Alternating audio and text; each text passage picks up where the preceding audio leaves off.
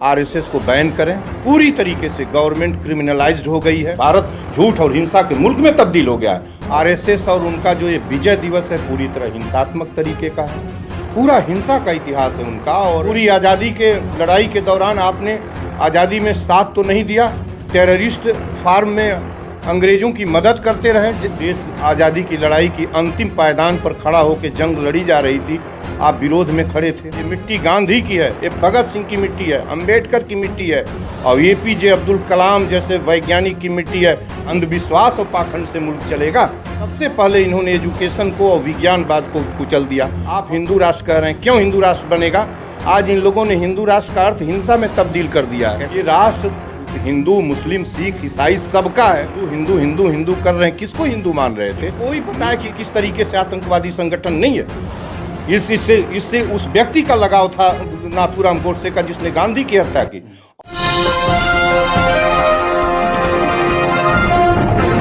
साथियों नमस्कार, मैं हूं नीरज पटेल और आप देख रहे हैं नेशन जनमत। मेरे साथ डॉक्टर संपूर्णानंद मल्ल जी हैं, जिन्हें इस समय पूर्वांचल गांधी के नाम से जाना जाता है। ये वो शख्स हैं जो ऐसी शख्सियत बन चुके हैं, कोई भी घोषणा करते हैं कि मैं अनशन करने जा रहा हूं, विधानसभा जा रहा हूं, तुरंत इनका सरकार घेराव करने आ जाती है और इनको नज़रबंद कर देती है। आखिर एक शख्स जो दिल्ली विश्वविद्यालय से पीएचडी किए हुए हैं, गोरखपुर विश्वविद्यालय में असिस्टेंट प्रोफेसर भी बन गए थे, क्या वजह है कि उनको ये रास्ता चुनना पड़ा? कि एक पत्र मैंने आपका देखा, आपने राष्ट्रपति के नाम पत्र लिखा, उसमें आप कहते हैं कि आरएसएस नहीं चाहिए, हिंदू राष्ट्र नहीं चाहिए। इतनी नाराजगी क्यों है आपको आरएसएस और हिंदू राष्ट्र से? 2 अक्टूबर गांधी की जयंती थी और 2 अक्टूबर को 100 बरस इनका पूरा हो गया। दिसंबर का यद्यपि है, दिसंबर 2025 का फॉर्मेशन है, लेकिन कागज में 2 अक्टूबर को इन्होंने अपनी स्वर्ण दिवस मनाया है। विजय दिवस के रूप में बनाया गया है। उसको मैं विजय दिवस नहीं कहना चाहता। गांधी और आरएसएस में से कोई एक चल सकता है। मैंने ऑनरेबल प्रेसिडेंट से हम्बल रिक्वेस्ट किया है कि कोई एक चलेगा। हिंसा अहिंसा, गांधी अहिंसा के प्रतीक हैं। आरएसएस और उनका जो ये विजय दिवस है पूरी तरह हिंसात्मक तरीके का है। पूरा हिंसा का इतिहास है उनका। और जो फर्स्ट जो टेररिस्ट है, हिंसक व्यक्ति है और भारत पर गोली चलाने वाला, वो गोडसे तो मैंने ऑनरेबल प्रेसिडेंट से बहुत ही विनीत भाव से कहा है कि आखिर इनको पोसने पालने की क्या जरूरत है। अतीत में इनको 3 बार बैन भी किया जा चुका है। फिर क्या इनसे मोहब्बत है, क्या लगाव है इस कंट्री को? ये कौन सा ऐसा बेरोजगारी, गरीबी, विषमता, महंगाई, नफरत, हिंसा, जितनी भी समस्याओं से हम आज गुजर रहे हैं, ये गांधी, पटेल, अंबेडकर, अब्दुल कलाम जैसे महापुरुषों का मुल्क है।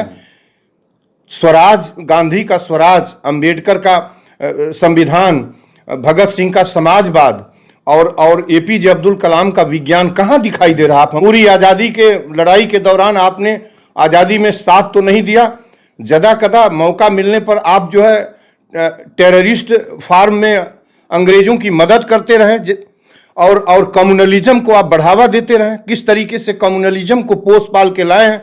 और अलग, आपका तो अलगाववादी विचार ही है। आप ये बताएं कि आपका गठन 1925 में जो हुआ था, उसके बाद से लेके और आज तक अपना आज़ादी के में आप 25 साल तक आज़ादी में सर्वाइव रहे, 23 साल तक आपका सर्वाइवल का हिस्ट्री आज़ादी की लड़ाई में है।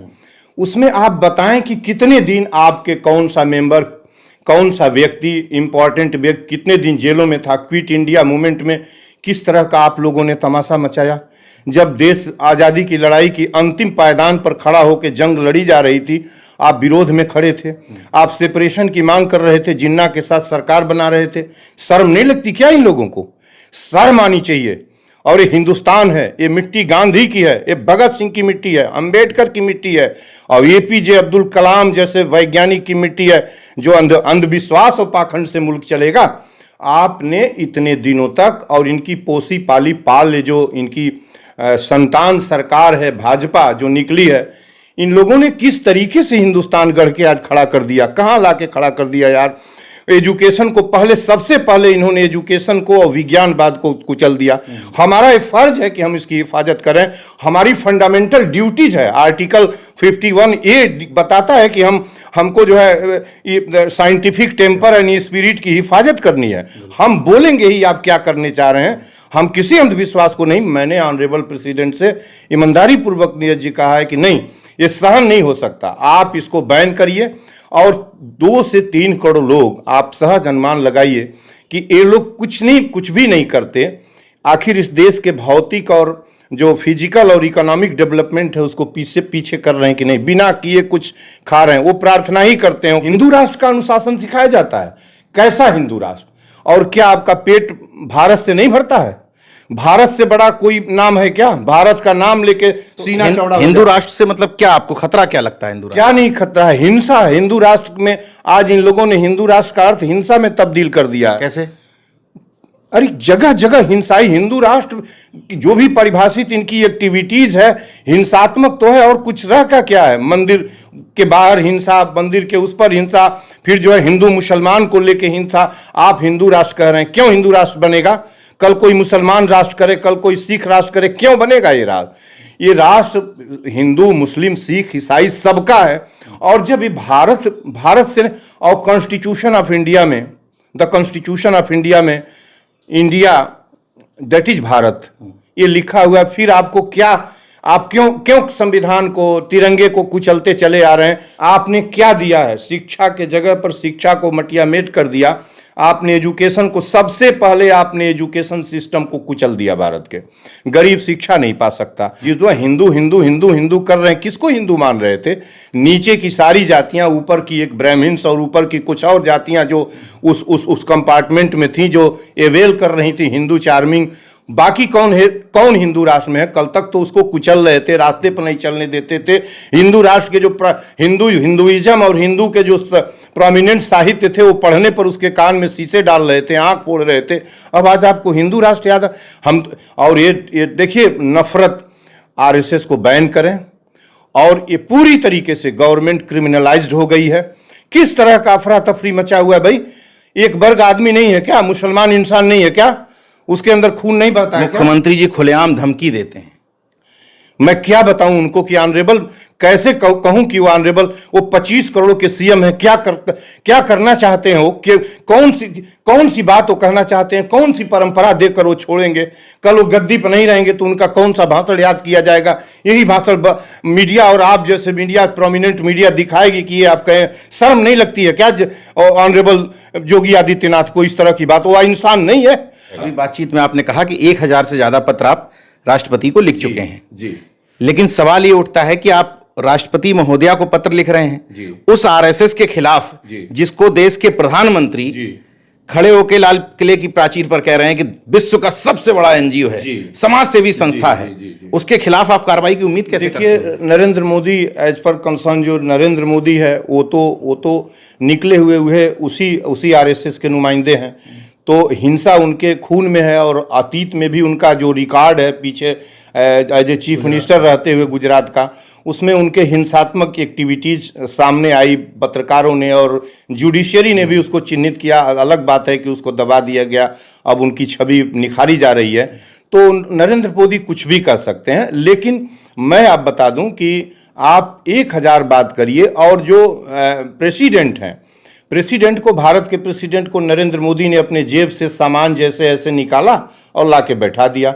वायसराय इरविन के भी वायसरायल्टी से भी गई गुजरी इंपीरियल लेजिस्लेटिव काउंसिल है भारत की, जिसको आज संसद का किसी पत्र का जवाब नहीं देती। और इरविन भी यही काम करता था। जब भगत सिंह, सुखदेव, राजगुरु को फांसी पर मुहर लगा दिया इरविन, तो देश भर से पत्र लिखा जाता था। भगत सिंह की फांसी को क्षमा किया जाए, इस पत्र को सुनने के लिए तैयार ही नहीं था। मैं कितनी बार आरएसएस को कहता हूं, आपको बैन करने में क्या दिक्कत है? किस बात के लिए पोस पाल के रखा गया है?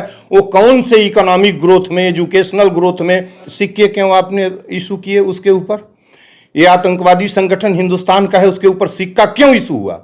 किस बात के लिए इशू हुआ? मैं तो पूछना चाहता हूं कि कोई बताए कि किस तरीके से आतंकवादी संगठन नहीं है। इससे इससे उस व्यक्ति का लगाव था नाथूराम गोडसे का जिसने गांधी की हत्या की।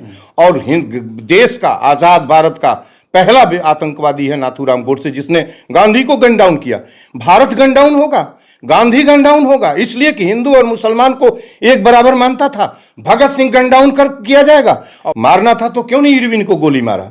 गांधी के सीने पर गोली चल सकती थी, इरविन के गोली चलाए होते, जो जिसने भगत सिंह और सुखदेव राजगुरु 3 भारत को फांसी के फंदे पर लटकाया था। 3 भारत फांसी के फंदे पर लटका था। ये नफरतियों का, आतंकवादियों का, नफरत फैलाने वालों का, हिंसा फैलाने वालों का संगठन है। इसको बैन करें ऑनरेबल प्रेसिडेंट। मैं बार बार अपनी संवेदना और अपनी इच्छा व्यक्त करता हूं। और सत्य हिंसा की पूरी ताकत से मुझे सत्य हिंसा कहने दें, मुझे सदन पर चलने दें, मुझे बार बार घर में अरेस्ट न करें। मैं सत्य कहूंगा और इन बेईमानों की, नफरतियों की सरकार गिर जाएगी। आप दिल्ली विश्वविद्यालय प्रतिष्ठित माना जाता है, एडमिशन ही बड़ी चीज होती है। आप वहां से पीएचडी किए हुए हैं, डॉक्टरेट है वहां से आप। इसके बावजूद आपने सोचा कि ये समाज को राय दिखाई जाए, क्या वजह है, क्या पीड़ा थी मन में? आप इतने रिनाउंड जर्नलिस्ट हैं, आपको पूरा देश सुनता है। इसी के लिए आज़ादी मिली है, इसी दिन रात के लिए, इसी नफरत फैलाने के लिए आज़ादी हिंदुस्तान की मिली है। क्या मतलब रहेगा दिल्ली यूनिवर्सिटी से पढ़ के?